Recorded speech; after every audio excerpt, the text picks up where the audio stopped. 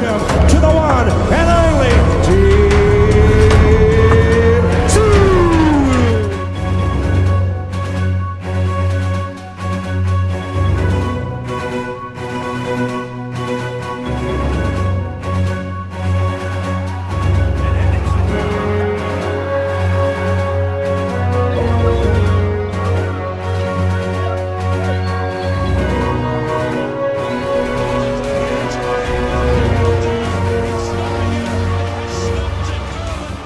Hey guys, how are we doing? Welcome to Talking Boxing. It is Tuesday, June 18th, 2024. Yes, that is right. I'm here on a Tuesday. Firstly, apologies to everyone that tuned in last night. I did put a reminder up on my Instagram and everything else, but I had a function to go to at the mighty Carlton Football Club.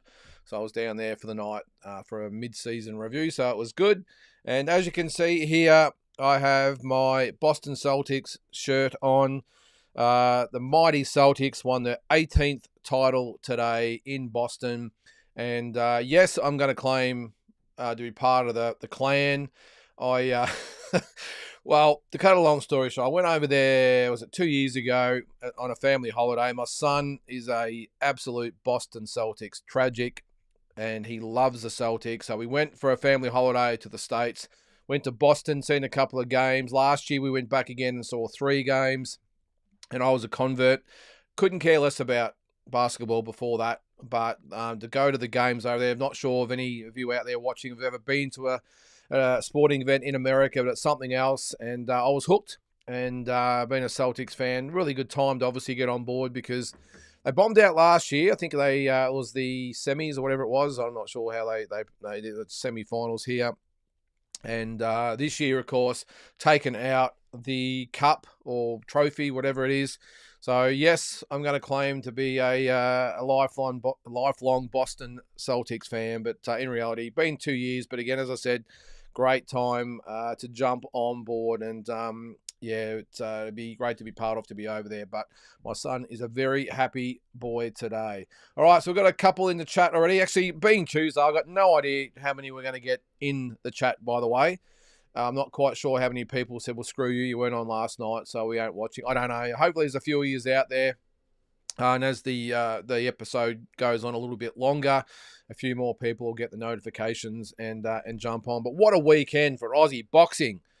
Liam Paro, the new IBF 140-pound champion. What a performance it was. I was actually on the D-Style or the round table this morning on the D-Style YouTube channel. If you don't follow D-Style, make sure you do. It's a really, really good channel. I was on there and I was on there probably, I think, 2 or 3 weeks ago. It was a bit of a preview to Liam. I was the only one that gave him any chance whatsoever, to the point where a couple of them are really getting stuck into Liam that this is just a waste of time and it's strictly a tune-up for Subriel Matias. But us Aussies, we knew better. I said to him today, never underestimate an Aussie. We always come to fight. We always are prepared. We're all ready to go physically, mentally, you name it. And Liam Wilson, I did that yesterday in the watch-along, Sunday on the watch-along, kept referring to him as Liam Wilson. So apologies, Liam Paro. I don't mean to get you mixed up. But, what a victory by Liam Paro. And we'll obviously discuss a lot more of that as we get into the episode. But just as always, it just makes you proud. And whether you're just a boxing fan or just a sporting fan, whatever it is, to see an Aussie on the world stage, especially in Puerto Rico, very, very intimidating to be there. Matias is obviously, very, intimidating type of champion. He's made lots of fighters quit, beaten some okay fighters. That was my one issue with, especially the overseas, we'll call them experts, podcasters, YouTubers, whatever you want to call it, is that who had Matias beaten? Nobody. He hadn't. I know he looks like a killer, but he hadn't beaten anybody. Now, again, I know Liam Paro's record hasn't exactly been bursting with the top fighters in the division either, but we all know, especially here in Australia, he's a super talented young guy, very, very humble, very focused, but the Matias hadn't really fought anyone. And I must admit, when he went in, he got into the ring, it took him about 10 or 15 minutes to actually get in there. I said on the watch along that you just get the impression that Matthias is not totally switched on. The way he was on the ring apron, he was rapping and looking at the crowd. I don't know what the hell he was looking at, by the way. I know it was a small little entrance into the ring, so it's not like he had a long time to get his walkout routine in, but it was a bit much for me. But anyway, he's the champion. He can do what he wants. But I just remember thinking and saying on the watch along that he just doesn't seem to be totally focused on Liam Paro, the opponent, the one that's going to be punching back at him for 12 rounds, more focused on the crowd and rapping with his mates. And Liam took full advantage of that. It's one thing to recognise that, but the tactics that they use, so that's obviously a credit to Alfie DiCarlo and the team. Really good strategy. And when the going got tough in the mid-rounds, when he had to really dig deep, he did exactly that. And there's a little bit of footage on social media of in between rounds of Alfie trying to get him up. You could see that he was starting to struggle with the pace of the fight. Matthias was coming right at him, and he dug deep. He refocused, and like Jeff Horn did against Manny Pacquiao, got themselves back on track, won the last couple of rounds, and ultimately won the belt. So Liam Paro, I doubt he's watching it all, but if you are, mate, we are super proud of you. And can't wait to see you back here in Australia to hopefully defend that belt. Let's get to a few comments, and I can see Big J is hogging the comments for starters. He's obviously got in quick, so we'll go through them. Big J, what do we got there, mate? I'll put that up on the screen there. Congrats to Paro. What a win. His performance put so much egg on my face. I made an omelette, and with eating my words with it, I had an absolute gutful to the point that I'm using my Lanta. Yeah, look, you're not the only one, Big J. And look, I'll admit, while I gave Liam Paro an excellent chance of winning, I must admit the fact that it was in Puerto Rico just made me doubt he could get it done.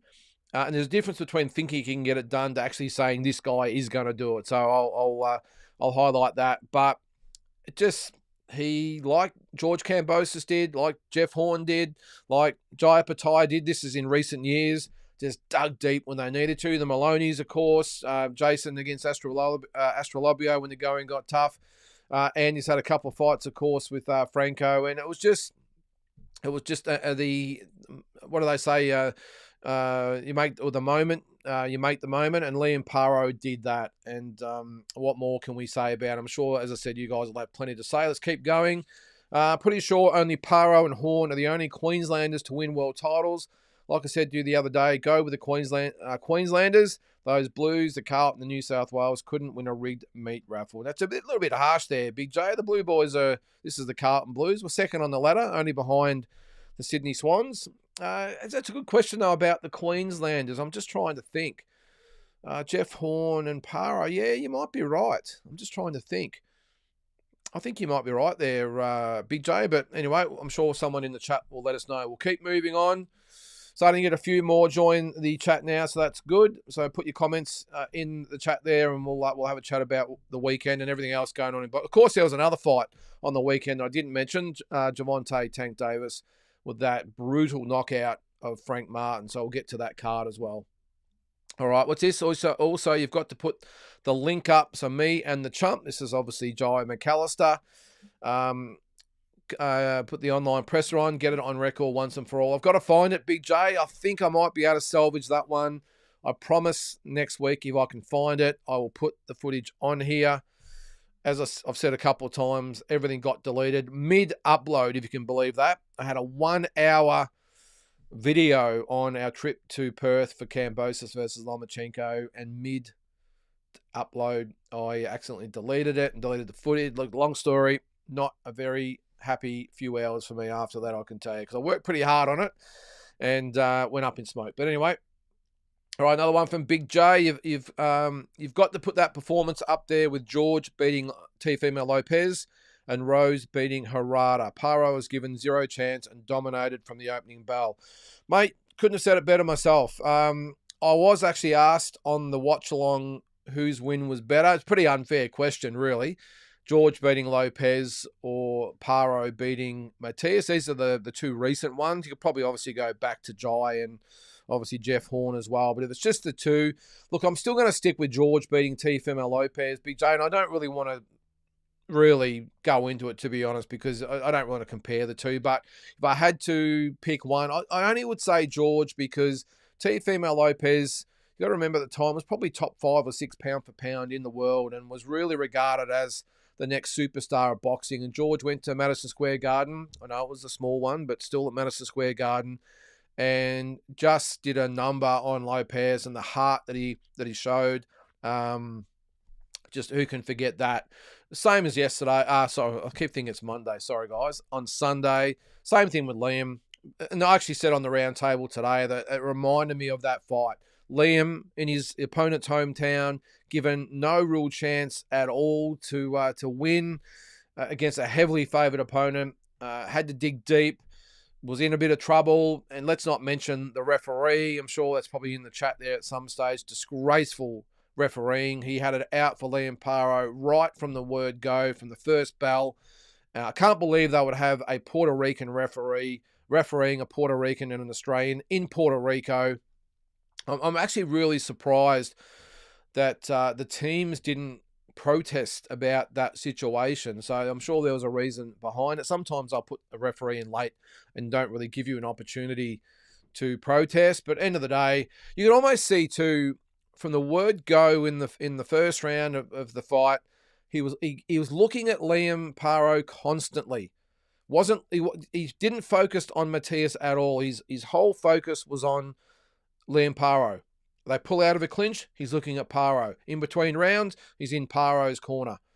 As they're boxing, he's looking at Paro. And it was just blatantly obvious that he was going to do everything he possibly could to try and trip up Liam Paro. And that is another just major factor that just makes this win all the more better. And you would have seen also, I think it was at the weigh-in or after the weigh-in or around that time, that Matias is doing the Zoom call or the FaceTime call with Regis Prograis about them fighting next. So that's another sign that Matias wasn't totally switched on. But again, Liam Paro did the job. As far as Rose beating Gerardo, you're going to probably mention that. You'll probably have to, of course, mention Johnny Famechon, Jimmy Corral. So many world champions. Look, every performance by an Aussie winning a world title is obviously meritorious. Look, one that doesn't get mentioned enough for me, if you're talking about just unbelievable, memorable performances, I'll still say it's Jeff Harding over Dennis Andrees. And if you haven't seen that fight, look it up on YouTube. Just one of the performances of the ages, one of the best comeback wins I've ever seen. 12th round, way behind on points, needed a knockout to win, blood gushing from his face or from his eyes, and came out and got the job done in the last round. So I will just say they're all as good as each other, mate. All right, one more from Big J before we get into everyone else's comments there. Sky Nicholson is also a Queenslander. Yeah, good call. I was only sort of thinking of the males, Big J, but seems to have turned her back on us to be a pom. Don't really think you can forgive such treachery. I think she might have an English background, Big J. She was obviously born and raised in Australia, but I got a feeling her parents might be English. Probably no different to Ebony Bridges, mate, when you think about it. She's probably more English these days than Australian. I think she probably gets a lot more attention over there. Whether it's good attention or bad attention, I'll let you make your mind up on that. But Sky Nicholson, look, I've got no dramas with her going over there and basing herself. There's probably not a lot over here as far as the females go. So to get over to England where there's a bit more action, a bit more opportunity, I understand that.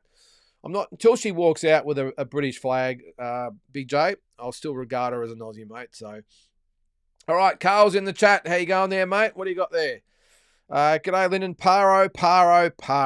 Woohoo. Geez, he looked good. He did. And I'll tell you what was the most frustrating thing on the watch-along is that in the last 2 rounds, I had a brilliant stream right up to then. And I've said on here before, I don't watch it on my phone. It's just a bit hard to sort of see. And I don't put it on my TV because it just continually, well, if it works at all, it stops, it freezes, it gets a little go around. And so I'll put it on my PC. So I've got 3 screens on my computer. So I'll have, one screen with the box rec or whatever it might be on one. And I've got obviously the main screen where I'm on, and then I've got the other screen where I've got the telecast. And it was brilliant through 10 rounds, and the last 2 rounds, it was stopping and starting, and I'm trying. And when it was on, it was fuzzy, and I was trying my best just to work through it.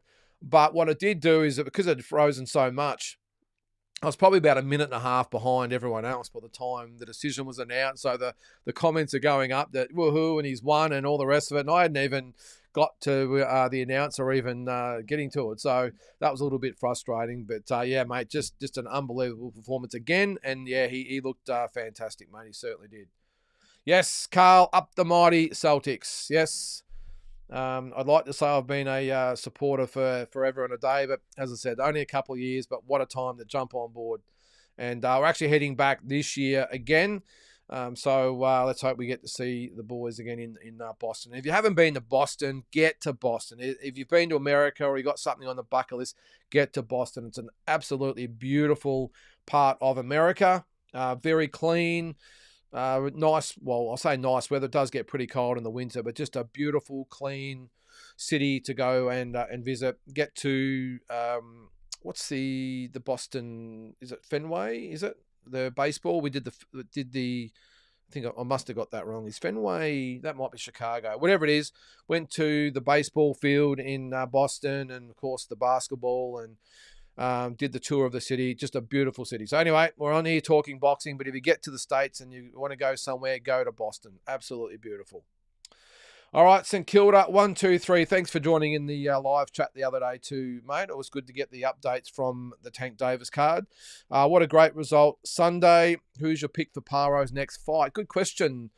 We'll call it St Kilda. Again, I was asked that question today.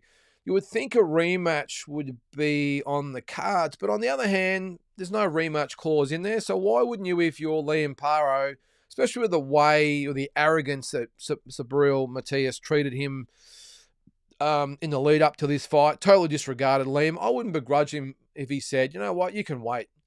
Yeah, I'm not sure whether he has a mandatory first or there's a voluntary, whatever it is, but if I was Paro, I would say, no, you can wait.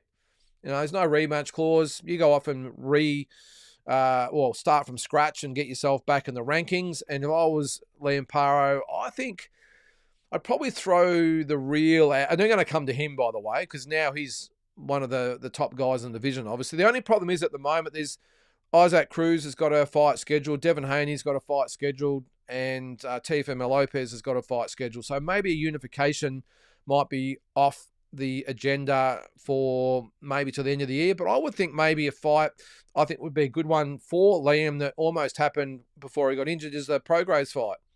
I know he would love Ryan Garcia. I did see that he did mention that in his interviews.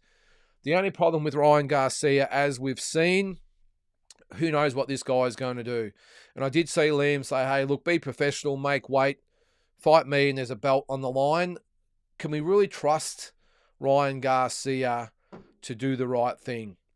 Because that is the fight I would love, by the way, is Garcia and Paro. But I would probably err on the side of caution and maybe go for Prograis first until Ryan Garcia can get himself sorted out. I think he did say after the Haney fight that he would never fight at 140 again. But then again, having said that, he's also trying to get Tank Davis into a rematch situation. I do think maybe he's, I said today on the round table that maybe it's Caleb Plant that Ryan Garcia is going to be looking at. If you didn't know, they had a bit of a scuffle after the fight. Caleb Plant threw a beer or a drink or something on Garcia and they had to be separated. But if Garcia is off the table, mate, I would say definitely go for Prograis. And it makes sense. Prograis and Matias were having beef beforehand and the back and forth. So why not fight Prograis? I think it'll be a really good sculpt for Liam Paro. There's not really that much else around. Maybe he could, if he wanted I think an easier fight with an okay name, it's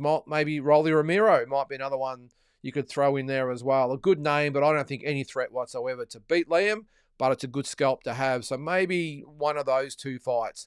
And then next year, or maybe later this year, look towards the unification fight. Do we get Devin Haney back to Australia? I probably doubt it. I think that if it's Haney, they'll make Liam go to the States. Maybe Isaac Cruz would want to come to Australia.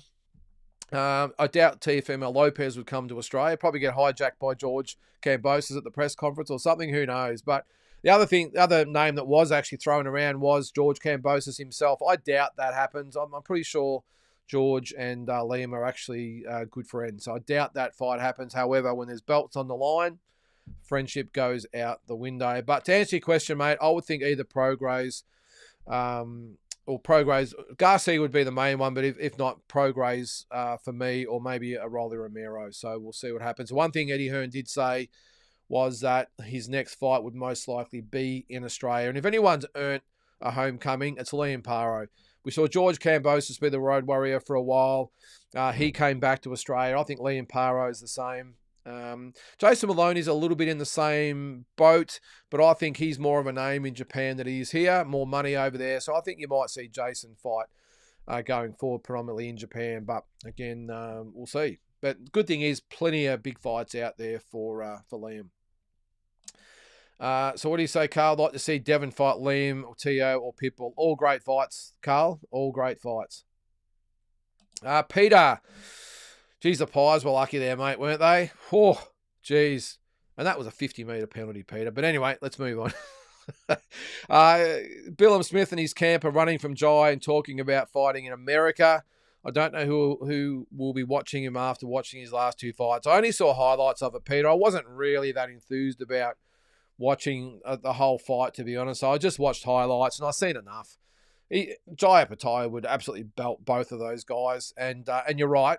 Neither Billum Smith or his team will even in the Will Smith words put words in his mouth. That's a little bit back. You know where I'm getting at. Instead of not putting the words in his mouth, they won't put the words in the mouth. They won't say his name unless they're actually prompted by the interviewer. They will not even bring up Jai's name, which means they don't want a bar of Jai. And why would they? I would think, though, after Jai's last fight, they would look at that and go, okay, this guy is beatable. You can get him into the later rounds and put a bit of pressure on him, land some good shots. You can rattle him a little bit, which is what Breedis did. The problem is that Billum Smith ain't no Breedis. So, and I've got a feeling, too, that Jai's looking at the bigger picture. I know he wants to unify, but if Billum Smith is not really interested, then maybe make the move to heavyweight. Or I did see that maybe, who was it? He's got the WBC belt. Badu Jack has even expressed interest in it, respectfully calling out Jai, which is the way it should be. So, yeah, I'm with you, Peter. I wouldn't want to watch him after his last few fights either, mate. Asbot, Tank is an absolute savage. Well, mate, I was so impressed with Javonte Davis. I had to watch it after the fight because I was obviously watching Liam's fight with Matthias. But what I like about him, and I said again today, that it's not about winning the rounds. It's not about, all right, I won that round and I won that round. Oh, geez, I might have lost that one, so I got to win the next round. His is about the fight as a whole. He's looking at the fight as a 36-minute fight, 36-minute round with rests in between. That's why he looks at it. So he's not worried about dropping early rounds. He's not worried about dropping behind. He's not worried about his opponent maybe having a lot of success during the fight, which is what Frank Martin did. The problem with Frank Martin is he didn't really, in my opinion, I know that's his style, but to me, he didn't really go out and try and take the belt from Javonte Davis. He just thought he'd box and move, and it's very hard, even with no belt on the line, to beat someone like Tank Davis in that fashion because he's so strong and he'll just keep coming for 12 rounds. But I just would have thought he might have just a couple of times held his ground and tried to actually either rattle Davis or really get the judges' attention with some combinations or whatever it might be. He just boxed and moved. It was a really boring fight from his end, but you could just get the impression after 5 or 6 rounds, it was just a matter of time. Tank was closing the gaps, and I think it's the best performance I've seen from Tank Davis so far. I think he stops Lomachenko. I'm not sure whether that question will come up. I think he stops Lomachenko, and I think he's the first one that does that. And I think from what I've seen in Shakur Stevens' last couple of fights, I think he beats him as well, just by pure pressure. So, but does he move up to 140? I don't know. But one thing is correct there, Asbot. He is an absolute savage, that's for sure.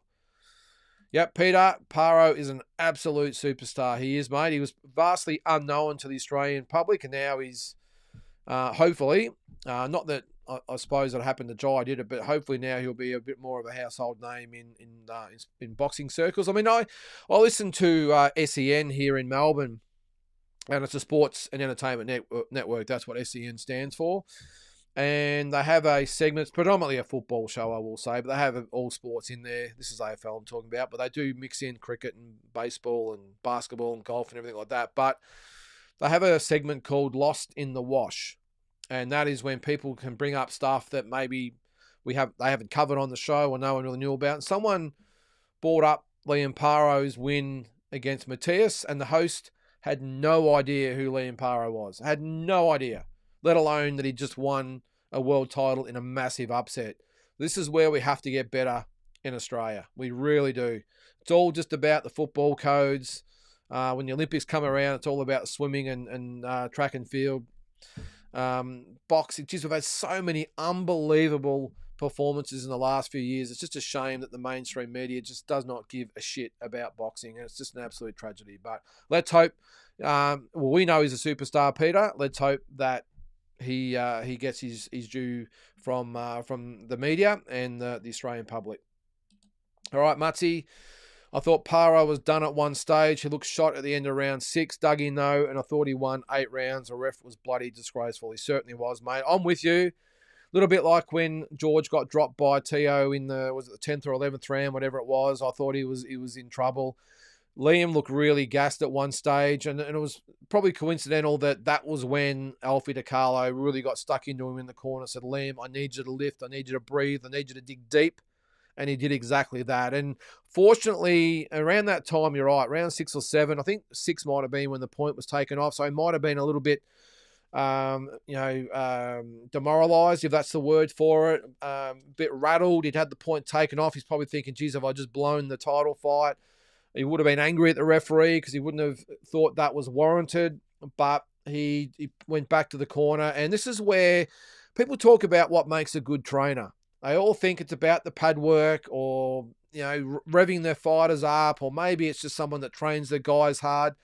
Look at in between rounds with Alfie DiCarlo, and he's not the most heralded worldwide trainer, by the way, Alfie DiCarlo. I don't think he's really got any other real fighters apart from Liam, at least at any sort of level. But look at what he did there. That in itself is a definition of not just a good trainer, but a great trainer. Lots of different intangibles go into it.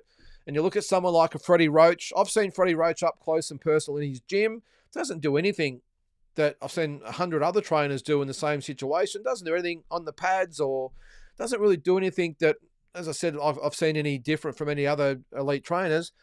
But the fighters absolutely idolise him, and they hang on his every word. And he doesn't yell at them. He whispers in their ear. He might say the right thing at the right time, but the thing is, they know that he's got their back, is probably what I'm trying to say. And that's what makes a really good trainer or a great trainer. And I saw that on Sunday when Liam Paro was on the brink. Matthias was really picking up the pace, really starting to throw a lot of punches. And Alfie DiCarlo in the corner settled him down, got into him. When I say get into him, didn't yell and scream. He just said, Liam, you need to dig deep, mate. You need to and that trust that Liam Paro must have with Alfie DiCarlo, you could see that in his eyes, because they met each other in the eye, and Liam Paro got up and dug deep, and away he went. And even though Glenn Rushton gets a lot of flack, look at the same thing with Jeff Horn in this fight with Manny Pacquiao. Same sort of thing. Glenn, come on, Jeff, come on. And these guys have been together for a long time, like I'm assuming Liam Paro and Alfie DiCarlo have. And that's the trust that you build over the journey of a career together. And as I said, like, just so many things that make a good trainer, then that is 100% one of them, is that trust and belief that you have in each other. And you can't duplicate that with flashy pad routines or whatever else that you might throw in there. So, yeah, I'm with you, Mutsy. I thought he was in trouble, but he got it done, didn't he? All right, we'll keep going through there. I think I'm a little bit behind there. Against a prospect, but it's not hard to look good. Who are you talking about there, Carl? What it does? A prospect? Is that Frank Martin you're talking about? Well, he had a pretty good reputation, Frank Martin, I think, Carl. I think a lot of people gave him a fair chance of winning. I must admit, I didn't. I didn't think he had the power to keep Tank Davis off. But a little bit like Matthias, as I said, Carl, looked great against the lesser lights, came up against not necessarily an accomplished boxer in Liam, but just a boxer who knew what he was doing, who was elite, but just hadn't had the elite wins yet. Now he's obviously had a major elite win, and sometimes you don't know you're at the level until you're not at the level. It's as simple as that. Paro makes Tio quit. Wow, that's a pretty bold statement there, Peter. But look, you never know. Tio is very much a front runner.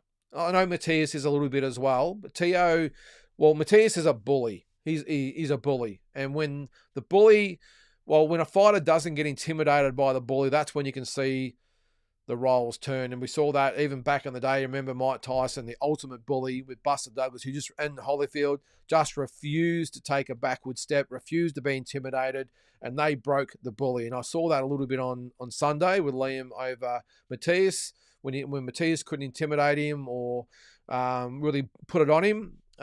You could see that his whole demeanour changed. So maybe Tio's a little bit the same. He likes to do his own thing. He likes to run or set the pace and fight the fight at his pace and have a little bit of room to fight when he wants to fight and rest when he wants to rest. If Liam can take him out of that comfort zone, well, maybe he could make him quit. But let's say let's hope we get a chance to see that fight happen, Peter. Yes, Carl, Paro time. Yep. I think it's safe to put Paro at number 3 on Australia's pound-for-pound list. Yeah, well, I'm going to do the list in another week or two, Kyle. So we'll do that on a Wednesday night. But if you're probably looking at it at the moment, who is number 3? Is it Jai or is it Liam? Or is it Tim? Or I'm just trying to think whether the 3... well, Tim's not a world champion, of course, but I think he's got the resume to back him up. I would still probably have Jai at 1, Tim at 2, and now, you're right, Paro at 3, I would think. So just... and then we talk about, whether the Maloney's get back on track, whether George Kambosos gets back on track. We've got Sam Goodman who might have a crack. I mean, just so many to choose from at the moment. But I'm with you there, Kyle. I think he would have to be number 3. And I think I had him at maybe number 7. I think I had him behind Sam Goodman and Andrew Maloney. But now, right up to number 3, mate. So... Carl says, I said Paro was Matthias' best opponent. I said the same thing, Carl. Yeah. On the times I've spoken to people about that fight, I said exactly the same thing. Matthias hadn't beaten anybody. And anyone will look great when, as they say, you're knocking out the tomato cans. But you get someone there like Liam Paro who knows what he's doing. And I think Matthias got the shock of his life when Liam, with the slick movement at the start. And if you have a look carefully in the first few rounds, there was no real power punches thrown by Liam. It was being busy. It was just taking a good look at Matthias, and he digged to the body. The only real hard punches he threw were to the body.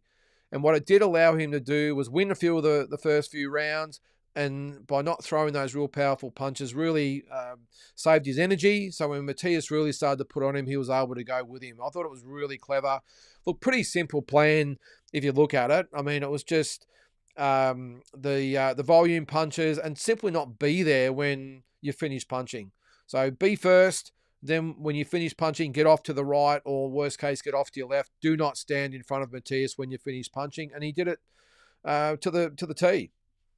And Matthias didn't really have an opportunity to really get to Liam. There's probably a couple of times where Liam was on the ropes, but if you look at him, he would tie Matthias up and spin off if he did get caught on the ropes. But very rarely did he get caught in a corner.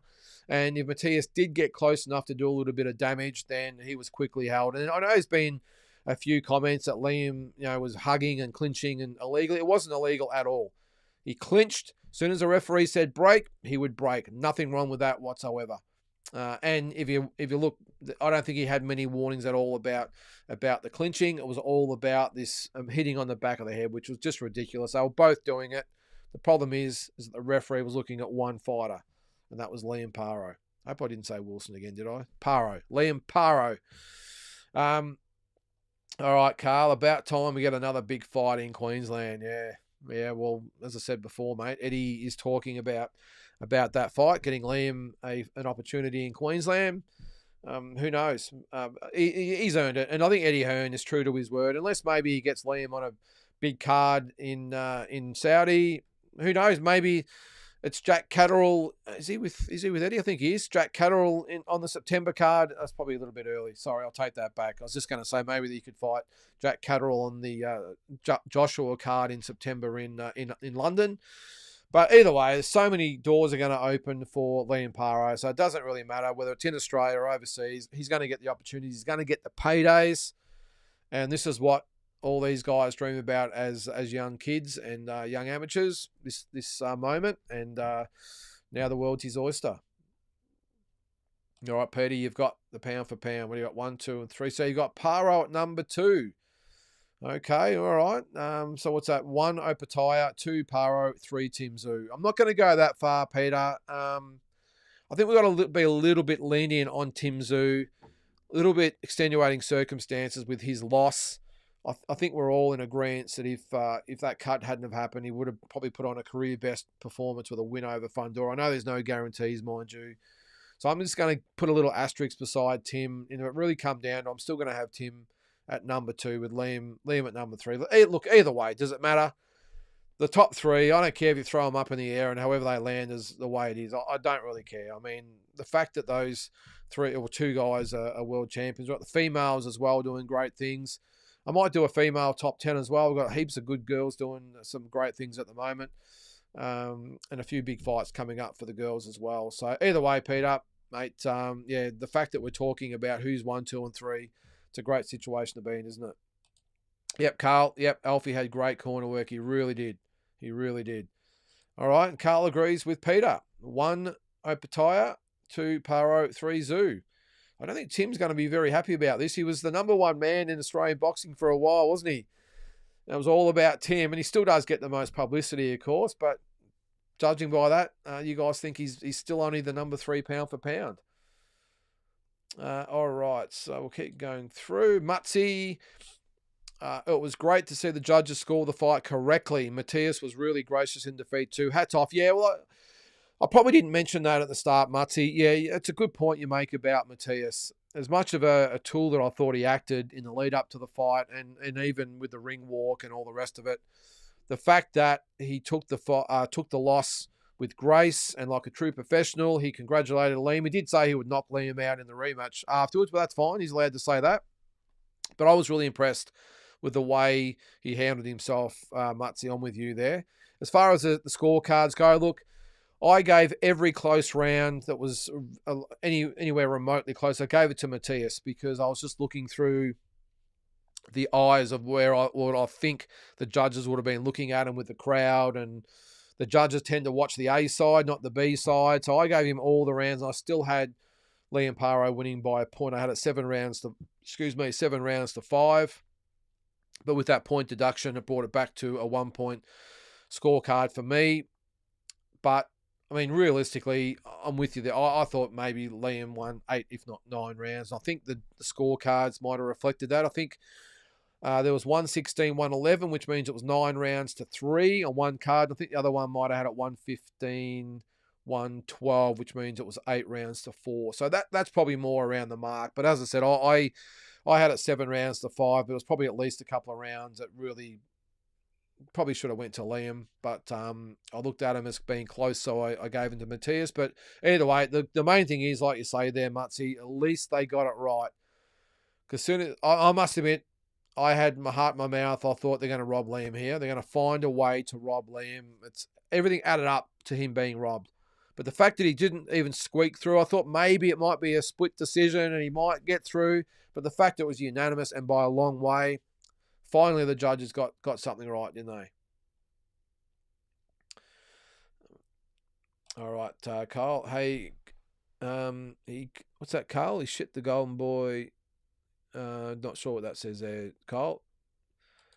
Carl says, Tank does absolutely nothing for me. It's like his fights are scripted. Okay. Yeah, well, I said it a little bit differently. I think he's actually, for me, I know it's only Frank Martin. It's not like he's a superstar. It's not like he knocked out Lomachenko or Stevenson or Haney or one of those types of guys. But I just think it's the first time to me he looked like the complete fighter. I mean, he's had a lot of good knockouts in the past. He's struggled in some fights. He's been up and down. He's been hot and cold. But I think that was the first really complete performance I've seen from Tank that I can remember anyway. And I thought he put pressure on from the word go.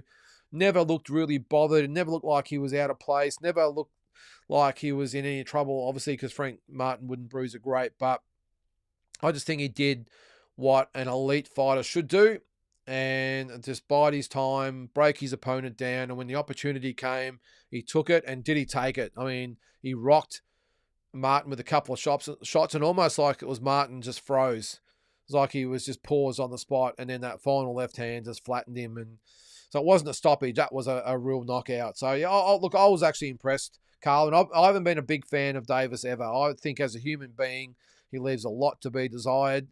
Even as a fighter, I thought he was maybe flawed to some extent. I didn't think he was really in the same category as some of those other fighters. But, yeah, I was really impressed, Carl. But hopefully we see him in some bigger fights going forward. The one thing I will say, he's got to fight more often. None of this one fight a year stuff. It's just not good. I mean, he's, 29, 30 actually, I think he is. He's just wasting his career. A little bit like Crawford did later in his career. I know Crawford had a few more wins in the bank up until the same age.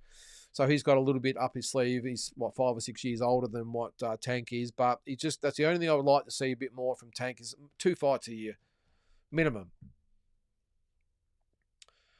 I'll keep going there. All right, Kyle. Tank never fights the fights. Why do you think everybody else steals his pay-per-views? Well, hopefully that'll change, Kyle. The interesting thing, of course, he's still with Leonard Allaby, even though Leonard Allaby is being replaced by Richard Schaefer at Mayweather. We're about to see Mayweather Promotions really take a step forward and try and make some inroads into the promotional game. They don't do many shows. I think it's been a couple of years since they did their last one.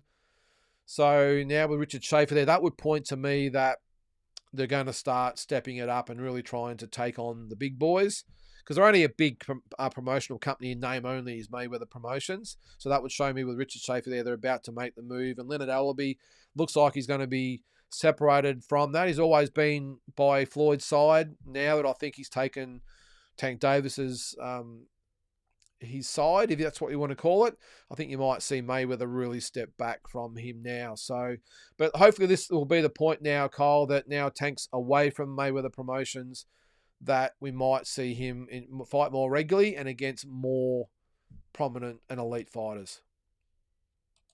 Peter, Kambosos beating T.O. was by far the biggest upset. T.O. was a pound-for-pound top 10 at the time. Yeah, I'm a little bit the same, Peter, as I said before. I think T.O. would have been in the top 5 or 6 pound-for-pound of most scribes, if that's what you want to call them, most experts. And, yeah, if I had to choose one, it would be Kambosos, but I don't really want to choose one. I mean, it's just another great performance. I might have to do another episode. I did the greatest performances by Australian boxers of all time. I did that, was it 6 months or something ago? Maybe I need to redo it because I think looking at Tio there, maybe Liam Paro needs to be in the mix, and maybe Jaya Patai needs to be in the mix as well. Eddie Hearn walked out with Matthias and left with Liam. Proper Don King move. It's a good call, Carl. Would you expect anything less? I mean, look, I'm not totally against it. That's what a promoter does. They're in it to make money, and even though it was obviously 100% team Matthias going into the fight, yeah, I mean, it just means good things for Liam Paro going forward. And I did notice that myself, Carl, that afterwards Eddie he gave full props to Liam, which was great. Pretty much along the lines, he never doubted his boy, and he's going to do this and going to do that, and be rubbing his hands together. I remember even when George Kambosos beat Teofimo Lopez as well, Eddie Hearn promoted that fight, and I don't think he even knew who George Kambosos was beforehand, but he certainly did afterwards, and there were high fives all around, wasn't there? But look, it's just a typical promoter's move. Carl, that's boxing, as you probably know, mate. So if they can get Liam's next fight in Oz, where it has to be in Queensland? Yeah, I think it'll be in Queensland. I know the state governments have all been pretty big in the last few years about putting up big dollars to get the major fights there. The issue is unfortunately Liam's not really that name yet. Tim Tszou's another proposition. All the states would have been falling over themselves to get Tim Tszou to fight in their state.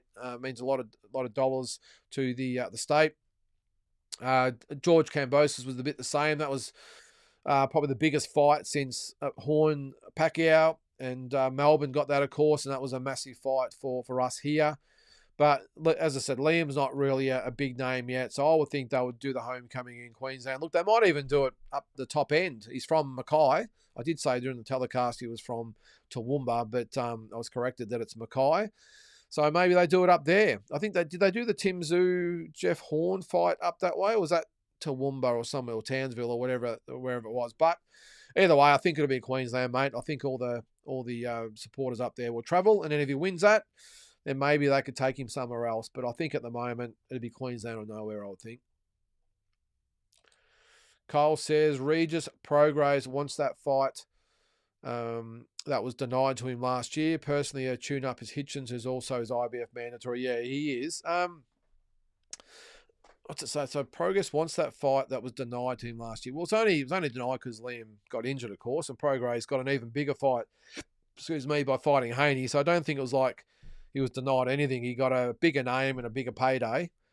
And I don't think even at that time he really knew much about Liam or thought much of him or whatever, a bit like Matthias did. He's probably grateful that fight maybe didn't happen, because maybe it would have been Prograis that Liam was beating, because Prograis took Liam easily, and he ended up getting that big fight with Haney anyway, and probably got paid 5 or 6 times more than what he would against Liam Paro. But yeah, I think it makes sense, that fight, if you ask me. I think Prograis against Liam Paro does make a lot of sense, especially, as I said before, that Matthias and Prograis were going back and forth. Well, now, and Prograis is a good name for Liam, and I think it'd be a really good first up defense for him. I know Hitchens is the IBF mandatory, but I think a voluntary might be the first cab off the rank.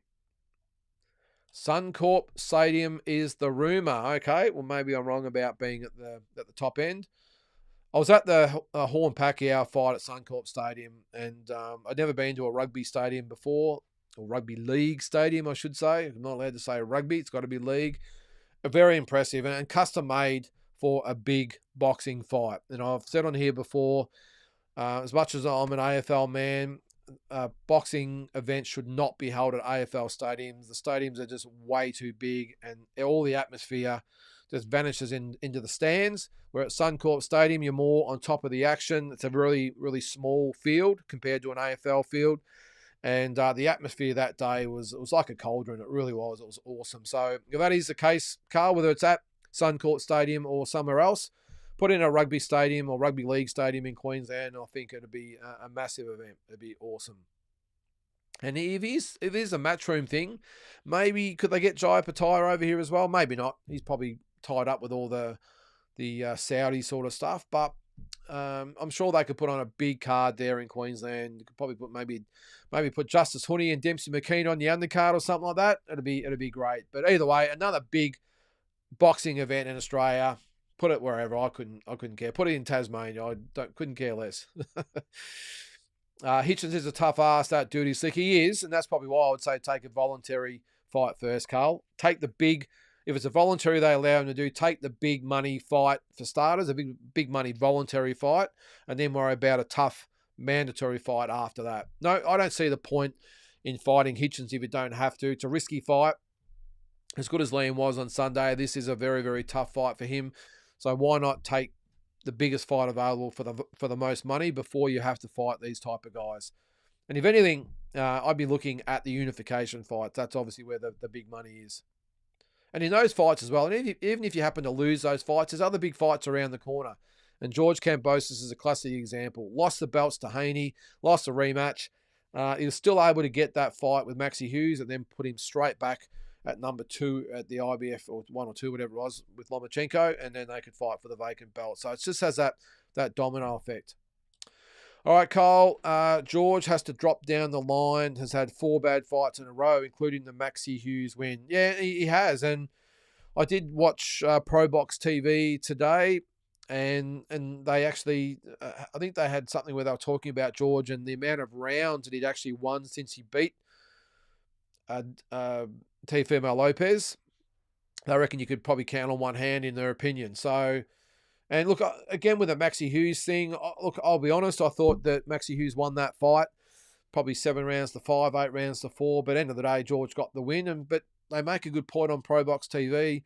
Apart from that, George probably maybe was lucky to win a round in 2 fights against Devon, and was probably only won maybe a couple of rounds against Lomachenko. So I'm with you there, Kyle. I think there's still a way back for George. He's fought some pretty good guys. I know he had the downer against Maxi Hughes, but overall, to lose to Devin Haney twice and Lomachenko once is not really bad form, but you've got to rank these guys, and I'm with you there. He has to drop down to number 4, if not even number 5, behind Jason Maloney, who, I would probably still put George at number 4 and Jason at number 5, but isn't it great again that we're talking about this, about who's number 1 to 5 with all these great fighters thrown in there? Okay, Achilles, all good, mate. There's always one in the chat, isn't there? Aussies are soft. They got nothing on the Kiwis. What's your claim to fame over there, Achilles? What you got? Is it Mikhailovich about to get starched by Janabek? And he's not really a Kiwi, is he? He's a Russian that lives in New Zealand. So nothing against our Kiwi brothers and sisters, but you gotta just be real, Achilles. And the Aussies, we've had 10 Aussies in world title fights this year. I'm not quite sure we've seen many Kiwis in there. But anyway, we won't go too much into that. All right, Bill. Fighters need a good corner. That speech from Liam's corner was delivered at the perfect time, perfect speech, perfect manner of how it was delivered. Could have helped the win. Couldn't agree more there, Bill. And that's what I said earlier, mate. There's so many definitions of what makes a great trainer, and that is one of them. And Alfie DiCarlo did it magnificently. And Liam Paro, to his credit, responded. So, and again, you can see the trust that they have in each other and the belief, and ultimately that would help get Liam over the line. Are you guys? So hang on, am I missing something here? Achilles having a crack at Carl. So yeah, so you guys obviously know each other. Sky Nicholson would fly to New Zealand if I sent her a shirtless picture. Okay, you wish, Achilles. Is that right, Carl? I didn't know that. No, I don't think that's the case. I have heard she's been with some guys. But anyway, we'll continue on. Big J. All right, he's entered the chat with Achilles. Name me 3 New Zealand world champions that aren't Samoan born. Go on, I'll wait. All right, I'm going to keep out of the whole Australia versus New Zealand thing. But you guys sort it out in the chat. All right, Kyle, Sky's been screaming to come home, scheduled a press conference in Australia to try and make fights here, but Australia isn't backing her. They only will if Paro Opetaya headline. Yeah, unfortunately, Kyle, that's the state of play. I know you're a big one on the females, and that's great. They're doing great things, and the female side of the sport is really getting better and better each year.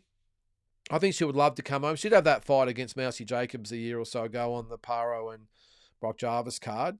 But I don't begrudge her for basing herself over in England. That's where the fights are. That's where the paydays are. And you are right there. She gets absolutely nothing here in Australia. I don't think Australian fight fans or sporting fans have quite got their head around the women's sport or women's boxing just yet.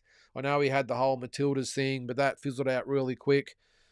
And when it comes to boxing, I don't think Australian fight fans have really grasped the whole female thing. I know in England they have. It's big over there. They get a lot of people to the fights. Here in Australia, unfortunately, it just hasn't taken off yet. Whether it will or not, who knows? But that's why I don't begrudge Sky or Ebony Bridges or even like Shanika Johnson and maybe getting over there to pursue their careers, because that's where the fights are and money is. So, and I've got my doubts, if I'm going to be honest, whether Australia will ever get their head around female boxing. I really do. And female sport in general. It's not, who knows? Are we all sexist? Maybe we are. Well, I think these days we're all racist, sexist, homophobe, you name it. We're it. Apparently, if you're a white male or whatever, then you're just the devil. Anyway, we'll move on. I don't want to get political. What did you guys make, by the way? I'm going to have to say this while I'm on here. Dan Andrews, the Victorian Premier, got one of the highest honour for King's birthday. I thought it was April 1st. I really did. The guy that bankrupted the state, locked us down the most of any city in the world, completely stuffed and blew out our budget for all the big builds, gets the highest honour that you can imagine for the King's birthday. Surely that is taking the piss. And if Dan Andrews had one shred of integrity, which I know he doesn't, he would say thanks, but no thanks. I think I've done enough to the poor people of Victoria than rubbing it in. So anyway, that's about as political as I'm going to get on here anyway. All right. Carl says, I'm just waiting for the comments to come through after that. All right, time to unify against Devon, Chinny, Haney. Yes, I agree, Carl. No, Carl disagrees. Go Tio or Pitbull. Pitbull would be a tough fight for anyone, I reckon, Kyle. I wouldn't mind Liam just settling into being a champion for a little bit. Teofimo Lopez would be a good fight for him. Prograis would be a good one for him. And even Haney would be a good fight for him. Pitbull at this stage, maybe just get a couple of defences under your belt. Enjoy being champion. Grow into being a champion. And then maybe look at Pitbull. I'm not saying Pitbull's the most talented out of those guys. I'm just saying the style that he brings. The guy is just an absolute tank. He just, well, I know Javonte Davis is a tank, but this guy, there's no coincidence they call him the Pitbull. He's just an absolute beast. So maybe just stay away from him. Just for the first couple of defenses. All right, Achilles. All right, well, I'll let you guys talk about that. That's Achilles puffing the chest out there. Ryan has his own division, 143. Well, maybe they'll create a belt for him, Carl. He's got to make up his mind what he's going to do. And if you just did see him on, or if you did see him on the ring apron after Tank Davis's fight, he looked like he was about 75, 80 kilos. You see his arms, and they weren't defined. They were just solid, flabby arms. Look, what does he fight at? About 65 kilos, which is about 143. To me, he looked 80 kilos plus, which is about 175. That's what he looked. Even 180, he looked to me.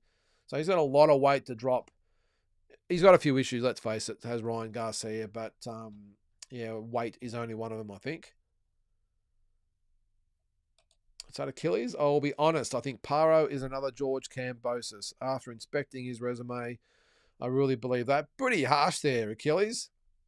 How can you judge Liam Paro on George Kambosos' career?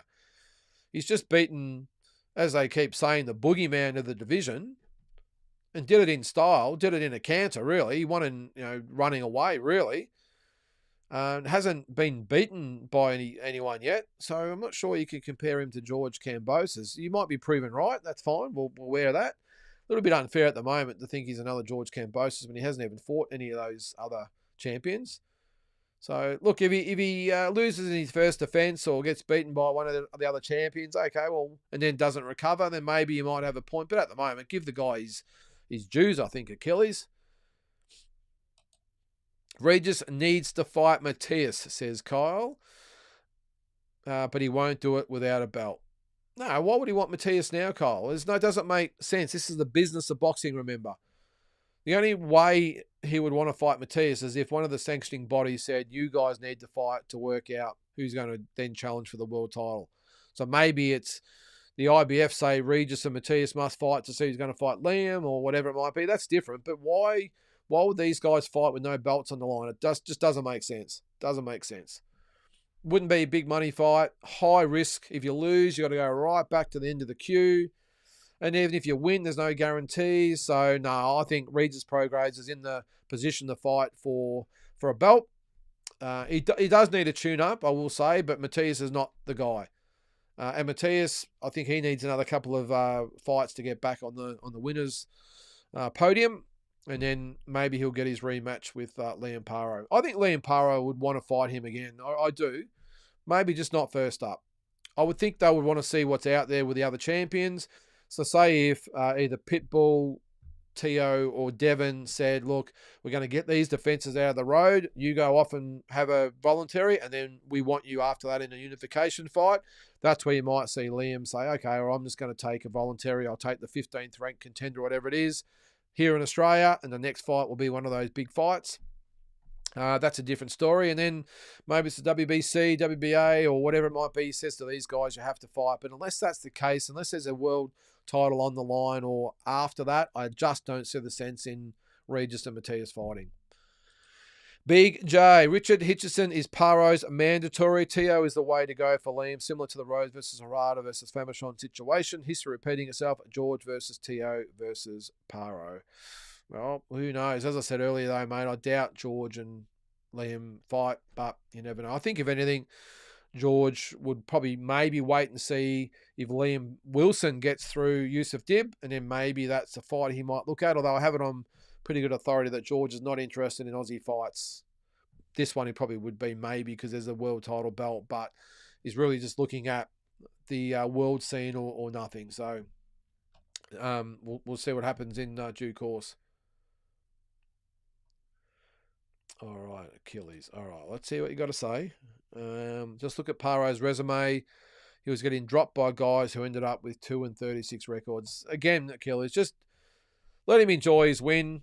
He's got the belt. Doesn't really matter what happened in the past. He rose to the occasion. He's got the belt around his waist. And until he actually loses to one of those top-level guys, elite guys, another one, he's just obviously beaten Matthias. But until he actually gets an opportunity against those other guys, let's just wait and see. But the guy's just won his belt. So let's cut him a break. And look, I will say, by the way, Liam's Paro isn't stellar. I've said that a few times. But he did enough to get a world ranking, did enough to get a world title shot, and he did enough to win the belt. And now it happens from here. Now it's up to him. Yeah, Big J, yeah, no, I agree. You're not lying. Paro resume is at mid-table at best. Yeah, it is. Not anymore, it's not. He's got a win over Subriel Matthias on there, the boogeyman. So it's not middle range anymore. That's a massive win. And if you look at all the commentary up to that fight with Liam Paro on the weekend, no one gave him an opportunity, a chance to win that belt or win that fight at all. I didn't hear one overseas pundit or expert, whatever you might want to call it, even remotely give Liam Paro a chance. So I think he deserves his due. Okay, yeah, mid card says Big J. All right, Achilles, go look at Paro versus Yoma Alamo. Yeah, I know the fight. Alamo, sorry. It was a split decision where Yoma dropped Paro. Yoma also got brutally beat up and stopped by pillow-fisted Hitchens. Yeah, well, doesn't really matter what happened with Hitchens and Yoma. Look, you got to remember too, when you're a contender going up the ranks, you fight different types of fighters, and that's the way you develop into a position where Liam was on Sunday, where he'd had the knockdown, he'd had other issues in other fights. That's what gets you into position to be able to cope with it and respond. Now, Paro just had 21 fights and they're all gimmies and none of them had any resumes or abilities or whatever you might want to call it, and Liam beat them all. Then if he gets into that situation in the mid-rounds on Sunday where he was in a little bit of trouble, I won't say trouble as far as being hurt, but trouble as far as really starting to feel the effects of the fight, then maybe he doesn't respond. Maybe he doesn't have that belief and ability to come back. Those are the fights that build fighters up to be in a position to be able to cope with the top level fights and in mid-fight being able to rise to the level. And that's why I put it down to. A lot of elite fighters, world champions, have been dropped by lesser lights. It just happens. That's, again, a learning curve. Team Batman Boxing, how are you, mate? Thanks for joining in. I did see you on the round table this morning, so thanks for backing up tonight. Yeah, good point, Big J. I was just trying to think of a recent example on the run here, and you've just hit it right on the head there. That's in the past now. Zoo got dropped by Gaucher, so what? Right to my point, Big J, it means nothing. It means absolutely nothing. And we've seen many good fighters over the journey get dropped, maybe win a very dodgy decision, but still very, very good fighters. So it is what it is. And as I always say, styles make fights, but also occasion. Some fighters need an occasion or a prize on the line to be able to rise to where they need to be. Some fighters really struggle with lesser light fighters and can't get up for it, and as a result look shocking. And then they get in with elite fighters and really rise to the occasion. So I don't really see that argument. I think it was Achilles, wasn't it, that said that. I'm with you there, Big J. It doesn't mean anything. All right, Achilles, you can overlook red flags if you want. They're still there, though. They're not there, Achilles. They're not there. He won that fight conclusively on Sunday. Now, if he has a defence and really struggles and everything else, okay, you might say, all right, well, maybe it was just a one-off, or if he gets beat, whatever it might be. But I'm not sure what red flags you're referring to. There was no red flags on Sunday. He fought a brilliant fight. He showed heart. He showed endurance.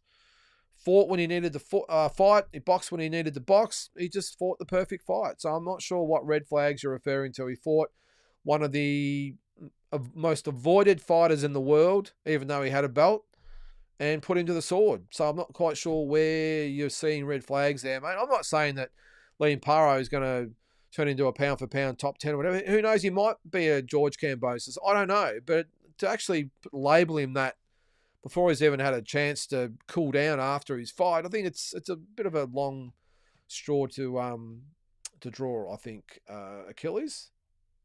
But it's your opinion and you're entitled to it. Both Paro and Zhu dominated every round after both those knockouts in those fights. Another good point, Big J. I knew we got you on here for a reason. You're making brilliant points there, mate. 100%. I couldn't agree more. Just because you get dropped in a round or you're struggling around, the fact is both Paro and Zhu dominated the rest of the fight apart from that one round. So do we really, in the Zhu situation, do we really say, oh, well, Tim's not as good as what everyone thinks he is because he got dropped by Gaucher? No. He dominated the next 11 rounds. Stellar performance. But do we look at him now and go, oh, well, he got dropped by Gaucher, and Gaucher got beaten by Adames on the weekend quite easily. So now Adames is going to beat Tim Zhu? Come on. We've got to think a little bit more laterally. I'm just glad someone like using in the chat there, Big J, to beat me to the punch. Well, there you go. Speaking of Tim Zhu, best Australian fighters are Opatai and the Maloney brothers. Okay.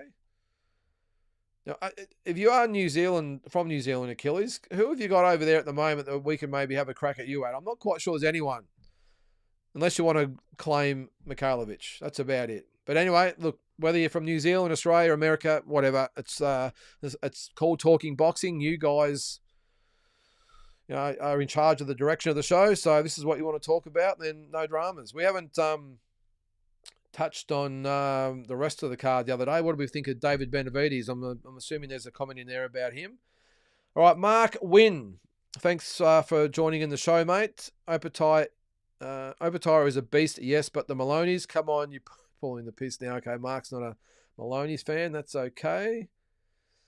Maloney's are good fighters who are caught up in talent-stacked divisions. Good point, Achilles. I was just going to say that. The lighter weight divisions are absolutely stacked with very, very good fighters, and predominantly most of them are Japanese or Mexican. So I think they've done very, very well considering the level of competition there. And speak of the devil, there is D-Style. How are you going there, mate? Thanks again for having me on the show this morning. If you don't follow D-Style Boxing, make sure you subscribe right here and now. After you subscribe to this channel and like it and all the rest of it, get on D-Style and follow him. It's always great fun being on there. And really enjoy too. I didn't actually say D-Style. I love when you've got, is it Roberto, what was his last name? The matchmaker from Golden Boy. Great to have people like him on there because they know, or they have so much insight into what goes on behind the scenes. And I'm assuming Joe Habib, is out celebrating with the mighty Celtics tonight, winning the Stanley. It wasn't the Stanley Cup. What's it called? What is the NBA championship called? You can tell I'm not a lifelong fan. I've only 2 years, as I said earlier. But what's it called? What's the trophy called in the NBA? Anyway, we love D. White and we love Jaylen Brown. I think that's all the names. Porzingis. What a team, eh? What a team. Anyway, enough of the basketball. It's not Jason or Andrew's fault. The contemporaries are the likes of Inoue, Chocolatito, Estrada. Finally making some good points there, Achilles. Finally. It's taken you, about an hour, but we're getting there. I'm only joking, by the way, Achilles. You're fully entitled to your opinion, mate. And if you want to stir up the Aussie fight fans, then here's your opportunity. All right, Big J. Australian new pound-for-pound list. Jai Pataya, Liam Paro, Tim Zhu, George Kambosos, Jason Maloney, Andrew Maloney, Sam Goodman, Liam Wilson, Alex Winwood, Justice Honey. Yeah, you're going all right there, Big J. I think talent-wise, yeah, Alex Winwood would be one of the most talented, but I don't think you can put him in. Although having said that, there's probably not many others. I'm just trying to think off the top some of the other fighters. So you've got so 1, 2, 3, 4, 5, 6, 7, 8. Yeah, you got 10 in there. Maybe, yeah, maybe Alex Winwood, definitely Justice Honey. Yeah, maybe. I would probably have Paul Awakuso in front of Winwood. Big J. He's probably one that immediately springs to mind. If you're looking at pure talent, I love Alex. I've met him a couple of times. Had a fair bit of time over in the States when he was there for the Maloney's training camp. Lovely guy, super talent, and I think he will at least fight for a world title. It's up to him whether he wins it. But I would think if you're looking at just talent, I mean, he's only had, 4 fights, whatever. And if you're going by that scenario of talent, I would still put Paul Alcuso in there at in the top sort of 9 or 10 for sure. But the others, agree with 100%. Maybe Tim at number 2. But anyway, you get where I'm coming from. What's that, Peter? Craig McRae. What about him, Peter? He's a Collingwood coach, even not an AFL man. Oh, sorry. There you go. Craig McRae would be a great boxing coach. Wouldn't it be interesting, Peter? Not just in that aspect. I've always wondered how or if a rugby league coach like a Craig Bellamy or who's the old guy that's coached pretty much every club in the competition, whether those guys who are obviously, I'll just use Craig Bellamy as an example, the mighty Melbourne Storm coach, and who knows, he might get the triple header this year with Boston, Carlton, and the Melbourne Storm. But anyway, we've got one down anyway. Melbourne are on top, Carlton are second. So anyway, that's a different story. Whether they could cross over into being maybe an AFL coach, or vice versa, or like you said there, into a boxing coach. Because when you think about it, elite athletes, whether they're boxing, AFL, rugby league, basketball, they're elite athletes because they're elite athletes. They're super talented, obviously. They're elite for a reason. Do you need a super tactician and someone that knows everything about the sport to get the best out of them? And in this instance here, it's a good point. Could someone that's just super talented, let's say it's Jaya Pataya, I'm just talking the boxing situation here, a Jaya Pataya or a Tim Tszyu that are just super fighters, former or current or former world champions, whoever it might be, they know what they've got to do. They're so well skilled. They're elite for a reason. They know exactly what they have to do in training and in the ring. Obviously, they just have to be themselves. Whether it's the coaching side as far as getting into their mind and their preparation and all that, that would just be enough to make the crossover. It's an interesting scenario. And that's, as I said, that's one thing I've always wondered. How would someone like a Craig Bellamy go into a sport like AFL that he probably doesn't really know a lot about? How would he go with a team of elite AFL players by simply just having a basic understanding of the rules and the game and the positions, and then using his magic that he's used over the years with the Melbourne Storm to guide them? And I am with you to a certain extent. And I've been in the coach. I know I'm changing the subject here, guys, and I will keep moving on because I'm falling behind. I was actually in the coach's box once. I won it in an auction for Essendon. Now, I hate Essendon with a passion, but I went into the coach's box when James Hird was coaching and sat in there with all of them, and we're in the rooms and the meetings and all that sort of stuff. And on game night, barely heard a peep in the box that night, except a few swears and yells and screams if they mucked up. But there was only the occasional, what are we doing here? Should we do that? Very, very minimal.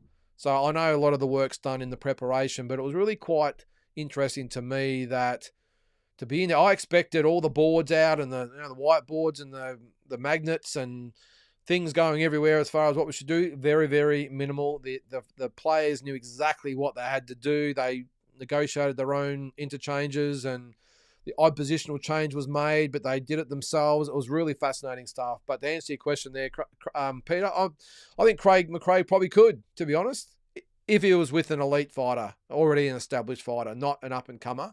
Someone, let's say it's Tim Tszyu or a Jaya Pataya, I think he could. I really do. Anyway, we'll move on. Big J says both Maloney brothers have solid resumes. Couldn't get any more solid, Big J. These are two fighters. I know they've come up short a couple of times, but have always dared to be great, always taken on the best fighters consistently, fought overseas consistently.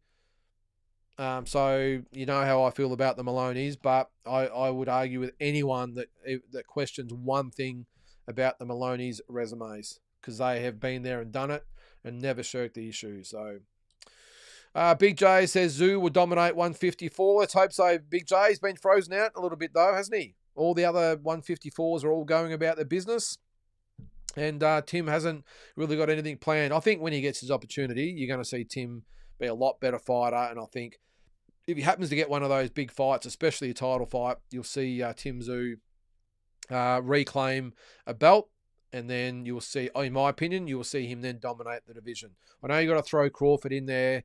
He's probably the one intangible I'm probably looking at. Take him aside, whether Crawford, what he decides to do, I think Tim beats every other 154-pounder in the world. Achilles says Tszyu lacks the physical talent. Geez, you're right on him tonight, Achilles. Decent boxer, but would get beat by Madrimov, Ortiz, Crawford, etc. Well, maybe, hopefully we'll get an opportunity. Look, as I said, Crawford, yeah, look, he's definitely, obviously, he's in the top sort of 2 or 3 pound-for-pound fighters in the world. You've got to give him his respect and his due. I think Tim, I'm glad the Ortiz fight's not happening, I will say. I think coming straight back into an Ortiz fight is a very, very dangerous proposition for Tim. I think Tim handles Madrimov okay. Yeah, I was impressed with Madrimov in his last fight, but I think Tim Tszyu would beat Madrimov, just my opinion. But as I said, I would be fully confident he would beat Ortiz after maybe 1 fight back, maybe 2. And Crawford, obviously another proposition entirely. But I would back Tim against Spence. I would definitely back him against Fundora in the rematch. I'd back him against Charlo and any other contender you might want to throw in there as well. But he needs to get back amongst it. And I know he'd be itching to get back. So looking forward to maybe later in the year. I wouldn't be surprised even if they wait till early next year. But I know he's probably chomping at the bit to get back in there. But is there any real rush? If all the champions at 154 are all sort of caught up in other fights, I don't see the need to rush back. Oh, come on, Achilles. Matthias looked like he didn't try. Okay, I've sort of agree with a few things, or tolerate a few things you said tonight, Achilles, but that's just a ridiculous comment there, mate. Matthias looked like he didn't try. That I think that is trolling, but anyway. All right, we'll go for another opponent, another comment. Matthias had this issue in the first Ananian fight. He underestimated his opponent and had a horrible performance. Yeah, he did. But again, you can't just go by individual fights. The facts are that Matthias, up until Sunday, Australian time, was talked about as being the sleeper in the division that would be the one that would beat Garcia and Haney and Lopez and Cruz. And then all of a sudden now he's been beaten by Liam Paro. All of a sudden we're doubting him? Come on. I think, again, we'll spend enough time and I just think that's ridiculous. But anyway. What's that? All right, that's you guys talking amongst yourselves. Great performance from Paro, says Team Batman Boxing. Certainly was, mate. And, I've said a few times, I'm super proud of the performance that Liam put on. He did it the hard way. And, in his opponent's hometown, and just a great performance, 100%. Yes, hit the like. Yes, I'm not quite sure. Yeah, get the likes going there, guys. Not hard just to click it there, and apparently it helps the channel. I think we're nearly up to about 1,300 people that follow the channel at the moment, which is great. When I was wrapped when I just got to 1,000. Actually, I was wrapped when I got to about 500, to be honest. To think that 500 people would be interested in what I have to say, and then it went to 1,000, and now we're almost at 1,300. So if you haven't subscribed, hit it now and tune into. I'm very active on here. Actually, speaking of that, tomorrow night I'm back for the Premier Boxing Series.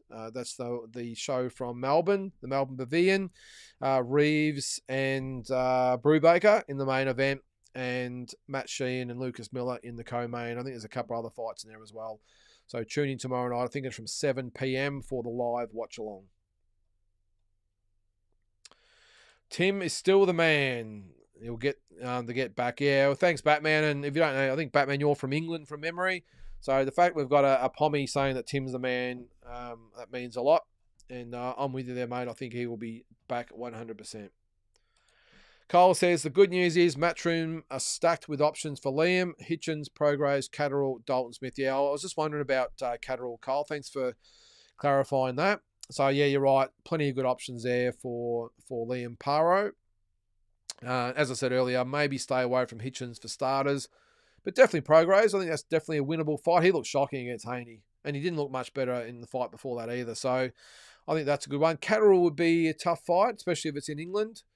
But if they bring him to Australia, obviously it's a whole new proposition. So, yeah, you're right there, Kyle. He's in good hands with Matchroom, isn't he? Kyle, anybody that wants shit on Tim losing blind is pathetic. That's it, Kyle. Fly the Aussie flag, mate.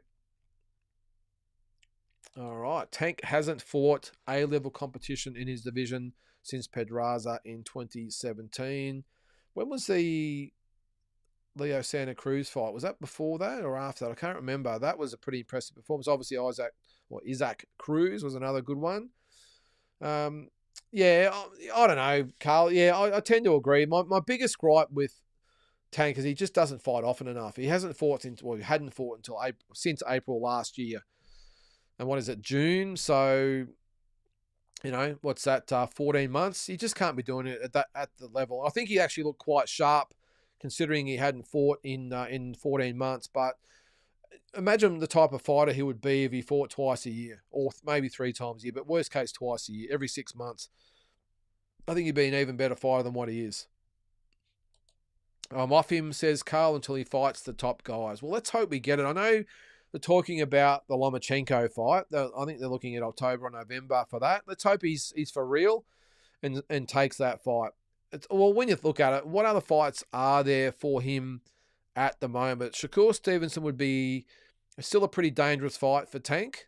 I know he looked shocking in his last fight, but on his night, I mean, Shakur Stevenson is a super talent and could give Tank all sorts of problems. So I'm thinking at lightweight, Lomachenko just makes all the sense in the world. He really does. I'm not quite sure whether the 140-pound situation comes around as well, because, again, they were saying on Pro Box TV, if you don't follow it, make sure you do. It's a really good show. It's a little bit of fun. Paul Malignaggi and Chris Algieri, Tim Bradley, and Sean Porter's on there occasionally as well. That he weighed 133.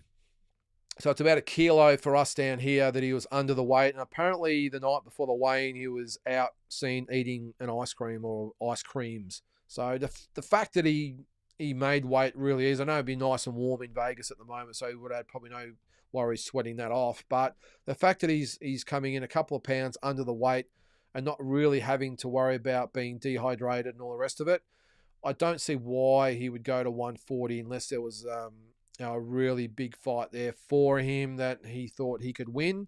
I don't know. You've maybe got Haney. I think Haney's all wrong for Tank Davis. I know there's a Garcia fight, but the weight difference would just be massive. And that's if Garcia actually gets serious about the fight and comes in prepared and on weight and everything else. Pitbull's probably the option, maybe, because I think Pitbull could probably come back down to lightweight, maybe. So, yeah, it's an interesting one. But I'm with you there, Carl. But let's hope we see that fight at the end of the year, Lomachenko. What a fight that would be. Wow. It would be massive. Maybe there's also the, is it Berenchak? The IBF, hang on, which one? They're all got the same names, these Russians. The IBF champion, WBO champion. Maybe here's another one that might throw his hat in the ring as well. But either way, there's a few options there for Tank. Oh, what's that? Happy birthday to Batman. Happy birthday, mate. Not quite sure your age, but happy birthday from us here at Deep Dive. Kyle, agreed. I just hope it was the last PBC event and hopefully the Saudis don't give them a hand. I'm with you there, Kyle. I wouldn't lose much sleep if PBC went under, to be honest. And I've got a feeling if the Saudis, I know they're all talking about this possible boxing league and all the rest of it. I think I said today again on D-Style's channel that maybe PBC might just go away by natural causes without having to be bought out. Because if the Saudis, and they've already got Matchroom on board, maybe a bit of Queensberry as well, I suppose. Not that they're not that they're one of the big players. They obviously are because they wipe the floor with Matchroom. But I think if they just get a couple of those on board, they can work in with those types of guys, and they would almost freeze PBC out. All the elite fighters would want to either sign with the companies that are with the Saudis or maybe transfer over once the contracts came up, and that would, in effect, end PBC. So I just think they've been bad for the sport. They promised a lot. Early days, they did some good shows. They had a bit of a monopoly, especially on the welterweight division and maybe 140 as well. But since then, they've really tied up fighters. They haven't been active. The events have lacked something for me. The Amazon Prime thing, I don't think, has been a massive success so far. I know it's only in its infancy, but they've got a way to go. And I think if the Saudis do come anywhere near what they're talking about with this league, however that works, I think they could pretty much say to PBC whether come on board or we're just going to lock you out. So, all right, Andrew, how are you there, mate? Davis, number 1. Always said it like an old-time legend. Yep, he's as I said earlier, Andrew, I think it was a career best performance, and yeah, he's definitely for me in the top 10 pound, or probably top 6 or 7 pound for pound now, I would think. Batman says Tank looks sharp. Hopefully he challenges himself and tries to unify now.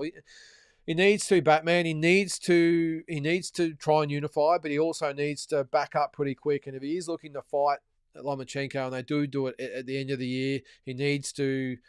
What is he, 30? He hasn't had a lot of fights in the last few years, so hopefully he's probably nice and fresh. But if he can get himself a couple of fights per year up until he's, say, 35, it's another 10 fights, plenty of time to unify and do what he needs to do. As I said, I don't think he goes up through there. He's not a big guy at all, so I'm not sure he's got the frame and everything to be able to go up in weight for multiple titles. But worst case, try and unify the 135-pound belts. So he's got Stevenson, Lomachenko, the Russian who escapes me. I've got Madrimov in my head for some reason, or is it Berenchuk? No, he's the WBC interim. You know what I'm talking about anyway. But he's got 3 fights there that he could probably take to keep him busy in the next 2 years. So we'll see. But I'm with you there, Batman. I do want him to really try and fulfill his potential. It's not really potential anymore, is it? He's 30 years old. But really fulfill his legacy by unifying the division, giving us those fights. And because at the moment, I think he is a little bit tainted because he hasn't had those big fights, and especially those big fights regularly. And apart from Santa Cruz and Pitbull, they're probably his 2, Garcia, of course, are his biggest fights. There's not really any big sort of legacy fights that jump out at you. So let's hope he can fulfill where his destiny has been, and he can unify the 135-pound title. Oh, okay. Did I get that? So you actually said he was number 1. I don't agree with that. I agree with you there, Glenn. I don't agree that Davis is number 1, but Andrew says Lionel versus Harada, number 1, is the best Aussie performance of all time. I actually had Jeff Horn over Manny Pacquiao, number 1, Andrew, and I had Kambosos over Lopez at number 2, and I think Andres and Harding at number 3 it might have been. I think I had Fennick Nelson 1, even though it was a draw. We think we all know that Jeff won that fight, and I think actually Lionel Harada might have been 4 or 5, whatever it might have been. But so many to pick from over the journey, Andrew. I still remember the night when Lester Ellis beat One Kill You as well. That was a massive night. I know in hindsight, One Kill You wasn't exactly nail in a way, but I didn't know that when I was about 10 years of age. I thought he was some killer from Korea with the name One Kill You, and Lester got the job that done. That was my first memory of just a magical night in Australian boxing. That night when they hoisted Lester up into the air with the IBF belt. What a night! What a night! And obviously I wasn't around for Lionel Harada, but as I said, that was my first taste of an Aussie doing big things, and backed it up a few months later. I think it was only 2 or 3 months later that Jeff Fennick beat Satoshi Shingaki. Then we went into Lester and Barry Michael, and the rest is history, I suppose. Carl's definitely not in agreement. Davis number 1. You don't watch much boxing, hey mate. Andrew, this is going to get. Let's keep it clean here, guys. You kidding? It's my life. And you don't need to yell, Andrew. Don't need the caps on, mate. I'll let you guys sort that out. All right. Bill Hack says, I'll never understand boxing. Guy fights the best, unify the belts, keep fighting the best, lose it all. Then a new kid has one great fight. He jumps in front of a guy that's fought every big name. Very fickle sport sometimes, Bill. I agree with you, mate. It's not a very fair sport sometimes. And this is maybe what the Saudis are trying to do with their little boxing league or big boxing league they're trying to put together. My fear, and I think a couple brought it up during the chat when we spoke about it on the watch along on Sunday, that if the Saudis did have the monopoly on it, do we get into a UFC situation where we're getting the fights we want, but the fighters aren't getting, or they're not being able to negotiate as far as purses and other terms, all that goes. There's a few questions that need to be asked, but I'm with you there, Bill. I understand it, mate. It's not fair at all. Actually, one thing I was asked to bring up tonight, and I'm going to bring it up while we're going there. This is in relation to Australian boxing. Now, I got a message today. It's about, we all remember a couple of months ago, Kay Scott got that very contentious decision over Desley Robinson. I'm just waiting for Cole Champion to jump in here. I know you're right all over the females, mate. Now, apparently, they were going to confirm the rematch. But now Kay Scott, and I think she deserved to give Des Robinson a rematch. She's changed her mind and will not be taking that fight. And what do we got there? She's not interested in the rematch. Oh, it's a long message there, but that's a little bit what's wrong with not just Aussie boxing, but world boxing at the moment, whether it be male or female. This is why it's not a fair sport sometimes, mate. And sometimes fighters have got to take it in their own hands and say, all right, this, whether it be a guy or a girl, they deserve a rematch. Let's give them the rematch if it's warranted, and that fight definitely warranted a rematch. So let's hope Kay Scott changes her mind and gives Desley Robinson the rematch, because he definitely deserves it. So, and thanks for whoever sent that in to me. If you've got any other things you want us to talk about in here, bring it up. But it's very frustrating, Bill, that these things happen. But I think in those situations, at least give that fighter an opportunity to get a bit of redemption. But anyway. What's that, Carl? That was in Townsville. Is that the Zoo Horn fight? Whatever happened to Lenny Zappa? He's retired. G Money retired a few years ago. One of Australia's toughest, that's for sure. Suncorp Stadium used to be called Lang Park. Is that what it was? Okay, nicknamed the Cauldron. I remember hearing the term, the name Lang Park through the journey, and I didn't know that was Suncorp Stadium. So thanks for that, old mate Big J. Been to many Origins at Lang Park and Suncorp Stadium. Now, speaking of the Origin, I've got a feeling it's in Melbourne. Is that right? Is it this week or next week? Whatever it might be. The Victorians will show you how to put on an event there, guys. There'll be 90-odd thousand people at the MCG. They come out in force, and I'm sure it'll be another big event for Melbourne, and obviously rugby league, as they say. What's the score? I think the Queenslanders won the first one, didn't they? So let's see if the what are they? The Cockroaches, the New South Wales team. What a name, the Cockroaches. Why would you call yourself the Cockroaches? Anyway, maybe the Queenslanders named them that. I don't know. All right, Kyle, shout out to my gym, Team Alice, big card tomorrow. Yep, again, I'll be doing the watch along tomorrow night live. Sky can't punch away out of a paper bag. Yep, but she can box. Good point, Glenn. She's a very good boxer. Yeah, very good boxer. I think she gives Amanda Serrano some problems too, by the way, if they ever do fight. Geez, I'm way behind here, aren't I? Speaking of Mousy Jacobs, she's fighting Jayla Tomei for the Australian featherweight title. Good luck to her. Yep. Wouldn't mind seeing maybe Mousy fight Shannon O'Connell, who's on the comeback trail, and maybe at featherweight. That'd be a pretty good fight. What's that? You clearly didn't see Lucy Wildheart's broken nose. Okay. This is about Sky Nicholson, of course. Okay, Double G says it's a competition between state premiers to see who can muck up the country the fastest. Andrew's rewarded for his hands down win. That was Dan Andrews talking about. Geez, I am behind, aren't they? Sorry, guys. Achilles is salty because he got another pick wrong, mate. It's a Kiwi thing. Andrew says, Paro, tough division, but good boxer. Yeah, I'm really interested to see what he can do, Andrew. And I understand there's some, especially from our old mate Achilles. But let's give him an opportunity. He's just had the biggest win of his career. Let's see if he can create his own legacy going forward. Didn't Paro drop Haney in sparring? Also seen Haney saying Paro would win. I didn't see that actually, Batman. But there were talks. Was it Haney? I'm not sure whether it was Haney he was sparring and he apparently dropped. It could be. But I think Paro's definitely in the conversation with all those guys. I really do. Just look, with more experience, he's going to become a better fighter. 100%. But now, as I said, the ball's in his court. Liam belts the snot out of George if it happens. Yeah, okay. What's that? AKHI has video of Liam sparring Shakur and holding his own. That's maybe the one I was thinking of, Carl, was Shakur Stevenson, not Devin Haney. But either way, he's got a pretty good reputation over there, Liam. A few of the American guys I know over there, they this was even before Sunday, all spoke pretty highly of Liam, the ones that had seen him sparring over there. So, what's that? Achilles loves a good triangle theory. It's not his fault. He never knew his father. Okay, we'll move on.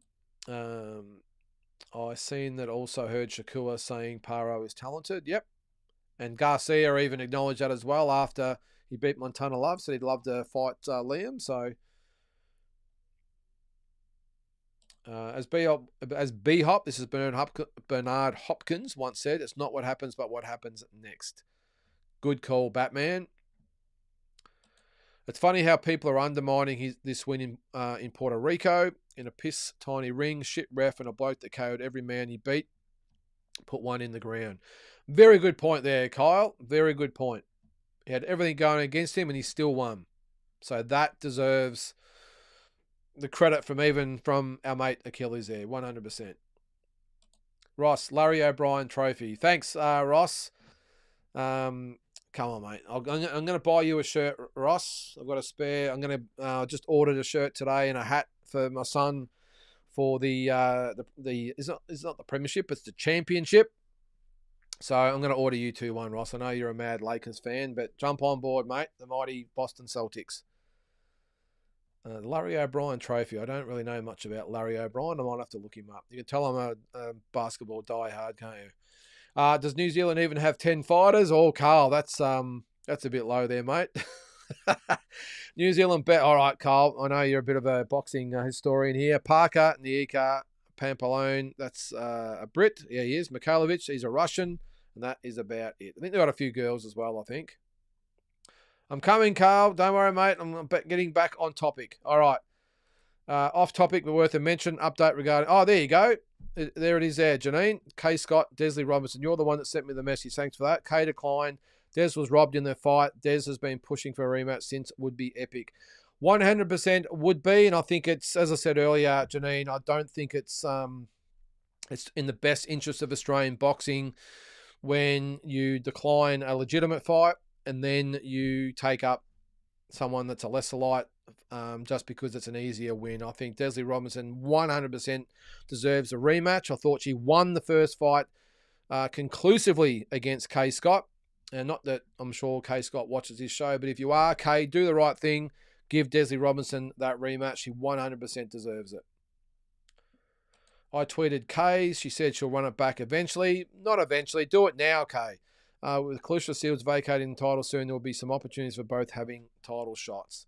You've got to clean up your backyard first, I think, Kyle. And Desley Robinson, as I said, 100% deserves another opportunity. There's Andre Rodriguez. Good morning, evening to everyone. Happy here for Paro. He beat Matthias, the hostile crowd, and a crooked ref. Amazing by Liam. Certainly was there, mate.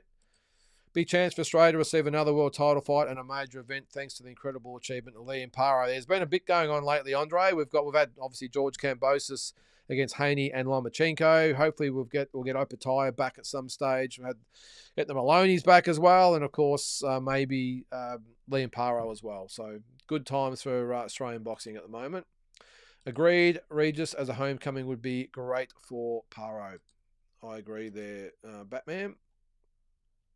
Okay, thanks, Carl. Santa Cruz was the featherweight. That's right, it was at featherweight, wasn't it? Dundee Luke. Don't forget about Jake the Moss. What a film, movie that was. Janine says, hopefully Kay confirms a date soon then. She's changed it a few times so far. Seems to be dodging the rematch to me.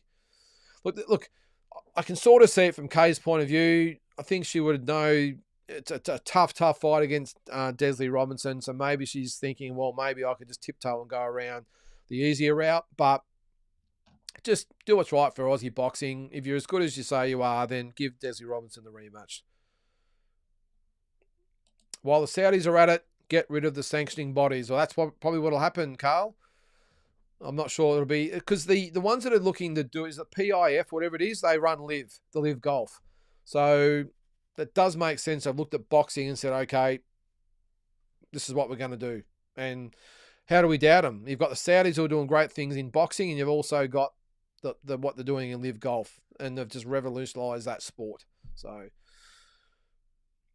David Kraft, what's the best place to keep an eye out for upcoming Aussie fights? They are rarely listed on Box.live. Yeah, I'm not quite sure with the Box Live site there, David, but just keep a lookout on the Aussie sites. The Premier Boxing Series, No Limit, Tasman Fighters, Australian Boxing Central is another, and Oz Boxing are the other really good sites to watch, especially Australian Boxing Central. They've sort of taken over the mantle as the go-to site for Aussie boxing, as far as I'm concerned.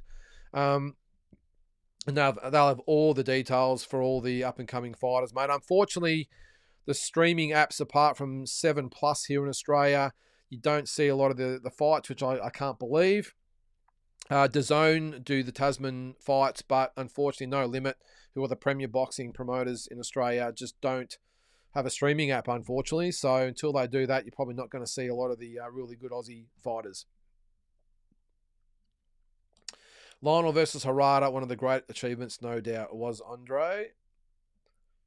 Kay got very lucky with the judges, but the next fight could be for the IBF World Middleweight title. For a world title, Kyle, that just staggers me that Kay Scott is based on a dodgy decision is going to get a world title shot after what, 6 fights? Doesn't make sense to me. Anyway. I love what they're doing in terms of incredible cards and fights, but don't like the idea of the league. This is the Saudis. What would be the point in the other promoters building guys up only to lose them? Yeah, it would have to be very, very well considered how they're going to do it, Batman. I'm still to be convinced they can do it, because I said again today, I'm not quite sure Eddie Hearn's going to give up Matchroom without, even if it was a massive offer. Oscar De La Hoya is going to give up Golden Boy, and especially Bob Arum with Top Rank. I just can't see it. I don't know. The only way I could see it working is if the Saudis sort of control the sport and the promoters are underneath them, and they've got obligations, and I don't know. Who knows? But it's a lot easier said than done. Let's just agree on that. G'day, Pound for Pound King. How are you there, mate? Nice profile picture there. Boxing King, it's Carl. It's 87,000 bloody Queenslanders there, mate. Yeah, I think I'll be going for the Queenslanders. I don't really care, to be honest, but as long as we get a good game. There's Andy. How you going there, mate? Welcome to the show. Yep, you should be sorry you're rolled in late. Just joking there, mate. All right, Ross says Mikhailovich and twin brother were adopted from an orphanage at 18 months by a Kiwi couple, Paula and Marcel Dryson. Okay, moved to New Zealand, so probably move Kiwi than Russell Crowe. More of a Kiwi than Russell Crowe is an Aussie. Yeah, I don't mind Mikhailovich. I really take my hat off to him for taking the fight, by the way. I think he's going to get starched by Janabek, but as Liam showed on Sunday, anything is possible. So I would have loved to see Mikhailovich maybe fight the head splitter or Zarafa or one of those, but taking that world title fight with Janabek, mate, tip my lid to you. Great thing to be doing there. What do we got? Yeah, Carl says David Benavides had a lackluster performance. He certainly did, mate. It was I probably can't comment too much on it because I only watched the highlights, to be honest. I watched the full Frank Martin and Tank Davis fight, but of course the cards were on together. We were getting the updates from, I think it was St Kilda 1, 2, 3. Maybe it was Andrew, was it? Was the other one? I can't remember who it was, giving us the updates. I did just watch the highlights. To me, looked a little bit soft as far as his condition goes. He did gas a little bit from what I saw as well. Gvozdyak's not a bad fighter, don't forget. And it was his first fight at 175. So I'm not going to be too hard on David Benavides. But look, who knows? Maybe this is the thing that gets him in the ring with Canelo. Maybe Canelo looks at him and says, okay, he's maybe not the beast that I maybe thought he was, although he's still got to come back down to 168, which I'm not quite sure he can do. Again, I said today on D-Styles Roundtable that when you go up in weight, it's very hard to come back, especially when you're dropping a lot of weight like Benavidez does in his fights. It's a little bit different when maybe you're like, say it's a Pacquiao who really went up in weight and he could easily make the weight below. He would go up and win and then come back pretty much just to his natural weight.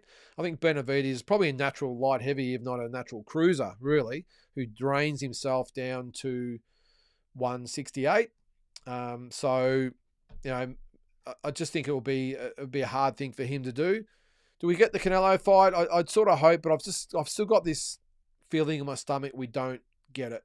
I don't know. I don't know what it is. But having said that, there's not really much around for Canelo either, is there? I mean, he's got Belunga, maybe Morel, but he's apparently at light heavyweight next. So apart from Belunga, there's really nothing there for Canelo Alvarez. So that's the conundrum he has. He doesn't want to fight Benavidez, but who else does he fight that's anywhere near acceptable? And even now with these belts, we've got the situation with Skull with it was the IBF mandatory, so he might have to drop the belt because I would be absolutely staggered. I better touch wood here. I'd be absolutely staggered if Canelo fought someone like William Skull, who I've never heard of, let alone seen fight, who's the IBF mandatory. And I think the IBF would be taking the piss if they decided to strip Canelo rather than fighting him. I know they are pretty hard with the mandatories, the IBF, a lot harder than what the WBC is, let's face it. But I'd be staggered if they got rid of the main cash cow at 168 in Canelo to give it to someone like William Skull an opportunity to fight for that belt. So I don't know. I mean, I sort of hope the David Benavidez fight happens, but I'm not super drooling over it. I've said it before, I'll say it again. I think Canelo wins that fight quite comfortably. That was highlighted even more on the weekend. I just think David Benavidez, yes, he's big, he's strong. I won't say he's a big puncher. He can punch, but he's not a big puncher. He's more of a guy that wears you down with his size and work rate and everything else. I just think he's custom made for Canelo. I really do. So that's why I'm not overly excited about that fight. I would like to see the Crawford fight, if I'm being honest. I think Crawford would be a very, very good chance to beat Canelo. The weight factor is obviously massive. How does Crawford carry the extra, 20 pounds? It's a lot of weight, isn't it? It's like 9 kilos or 20 pounds. I don't think Crawford would probably weigh in at 168. He might come in at 162, 163, which could be his walking around weight anyway. So maybe he wouldn't be that far out of his depth size-wise. So, yeah, anyway, there's a few different options out there for him. But again, I'm not a massive one for the Benavidez fight defines Canelo's career. I think that's a bit of an insult to Canelo to think that fight's going to define his legacy. He's had so many big fights and big wins before that. So, anyway, we'll see what happens in the next 6 months. There has also even been rumours that based on the performance on the weekend, Canelo may be wanting to get the edge on Benavidez if they are going to fight. He calls him out for September. And apparently Benavidez has said he will be okay to go. His dad said anyway, he'll be okay to go. So it's an interesting one. Does Canelo pull a Sugar Ray Leonard, who did it with Duran, with the rematch, and wanted the rematch as quick as possible after he lost to him in Montreal, because he knew Duran put on a lot of weight and had to really battle to get the weight off, so it gave Leonard an advantage. Is this another case here where Canelo's team says, okay, we might have to fight this guy eventually. Let's fight him now. He said he's going to be available. Let's get him for September. Give him 3 months to prepare. So I don't think it would be a massive drama, if I'm being honest. I think the fight wasn't exactly an all-out war. It wasn't a bruising encounter. 12 rounds is 12 rounds. I understand that. But I would think give him maybe 3 to 4 weeks. He'd be fully recovered physically. He would probably give himself probably a week and a half, 2 weeks off of doing nothing to enjoy himself and do what he's got to do, unless it's some of the illicit sort of stuff. But I think if he gave himself 2 weeks off and then gradually started training for the next 2, back down, I agree there, mate. Batman says, I definitely think Canelo beats David and always have. I'm with you there, Batman. This is an interesting one. David Morrell beats both Canelo and Benavidez. Good call, Glenn. I think he's a big chance. Very untested, though, so far, Glenn. He's only had, 10, 11 fights, whatever it's been.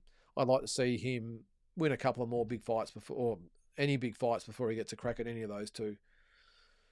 Batman says, I think Canelo would destroy Crawford, to be honest. Okay, yep, that's cool. Andy says, the WBC, Mando was due before IBF, but they dragged their ass too long, so IBF called the Mando skull shake my head. Yeah, I'm with you there, Andy. I've just given up trying to make sense of all the sanctioning bodies, especially the WBC. They are just an absolute shambles. They should be the best. I think they're still the most or best regarded belt in the sport, but they're the most inconsistent, aren't they, the WBC? Cole says Benavides should simply be banned from social media. He doesn't deserve all this hype. Geez, Cole, that's a bit harsh on David Benavides. Oh, look, I think he's definitely 100% deserved a crack at Canelo, no doubt. But again, does Canelo? Let's face it, Canelo does what Canelo wants to do. If he doesn't want to fight Benavides, well, he doesn't fight Benavides. He's still going to be a first ballot Hall of Famer. He's going to be an all-time great. I know he's going to have a slight asterisk beside his name, but in 20 or 30 years' time, we're really going to look back and say, well, Canelo didn't fight David Benavides, so he's not as good as what they said. No, I don't think so. I think every great fighter over the journey has probably had one fighter or a couple of fighters they didn't fight. I mean, Floyd Mayweather still cops it for not fighting the likes of Margarito at his peak. So, and that's just one. I don't think we're going to hold that against him when we're inducting him into the Hall of Fame. Well, Floyd went in a couple of years ago, but so I don't think it's going to define Canelo's legacy. But I suppose that's for everyone else to make their minds up, I suppose, as we go. Glenn says Morrell is no less tested than Tank. Okay, that's cool. Yep. Well, Tank's had, what's he had? He's had he's probably had about 3 times more fights than Morrell. And I would think the wins over Ryan Garcia, Isaac Cruz and Leo Santa Cruz would be a lot better opposition than anyone near Morrell's fought. So, yeah, I disagree a little bit there, mate. I think Tank's definitely a lot more tested than Morrell, but I get what you're saying. Benavides absolutely deserves a shot at Canelo. Yep, I back you up there, Glenn, for sure. Paro unifying or rematching. I would think trying to unify, Andy. I would think trying to unify. I think Eddie Hearn would say, oh, geez, okay, we've got some big opportunities now. Let's look down in Australia. Big market down there. They've got big numbers for the Kambosos fights against Haney and Lomachenko here. So I think he'd be rubbing his hands together thinking, geez, I could maybe really make something out of this. With Matthias, he's not a very recognised or sort of household name, is he, Matthias, outside of the real mainstream fans out there. So it might be hard to get Matthias into or would have been hard to get Matthias into a unification fight against Haney or Cruz or one of those types of guys. But so I would think he'll be looking at maybe unifying Liam with one of the other guys here in Australia. So what are you sending me, Kyle? Let's have a look. What do you got there? Is this the IBF rankings? Okay. All right. I'll have a look at those. I'm not quite sure this what you were pointing out there. I'll have a look. Oh, yeah, that's all the rankings there. Okay. I'll have a look later there, mate. So, all right, guys, any other points to make tonight? We were about 7 minutes to go, but if you've got nothing else to say, we might call it a night. I'll wait a little bit to catch up. But again, tomorrow night for the Aussie fans, the Premier Boxing Series, Mitch Leake and Jack Brubaker in the main event, and Matt Sheehan and Lucas Miller in the co-main, both for Australian titles. So join me live tomorrow night from 7 p.m. I think there's only 4 fights on the card, I think. So join me to watch the fights. Again, if you're watching the fights with or just by yourself, then it's great forum to come on and chat with other fight fans. If you haven't got the app or you can't watch it, then log on for regular updates. So either way, I'll be here, even if it's by myself watching it. So Andy, Morrell, Joe Smith at light heavyweight next to anyone. That's not a bad fight, actually, Andy. Morrell needs a test. He needs a test. Are they actually fighting or not? I know Morrell's got a fight coming up. I didn't think it was against Joe Smith, though. But if it isn't, that fight would be a good one anyway. Glenn says, what's that? Liam versus Haney in Australia makes the most sense. Yeah, I just got a feeling though Haney, I think he was forced to come here twice. Well, definitely the second time he was forced. The second fight should have been in the States. He was the champion. I understand he came here for the first one, but I would think he might say, hey, I'm not going all the way back to Australia. I've got the WBC belt. I'm still the A side. If he wants to fight me, he comes to the States. And I don't think Liam would have a big problem with that. So I think if it is Liam and Haney, that fight will happen in America. So, Ian, thank you. Great show. Thanks, mate. Really appreciate that. And hit the like. Yep. Cheers to you too, Glenn. Yep. Same to you, Carl. Thanks for, thanks again, mate. All the best to you. And Andy says the same. Yep. Hit the like button. So, all right, guys, we are about 5 minutes early, but all good. Again, I really appreciate you all joining in the chat. Again, log in tomorrow night or tune in tomorrow night for the Premier Boxing Series. I'm not quite sure what the next one is after that, the next watch along, but I'll find something anyway. But thanks again, guys. Thanks to all those again that joined in tonight, and apologies again for not being there last night. But we'll see you same time, same channel next week on Talking Boxing. See you then.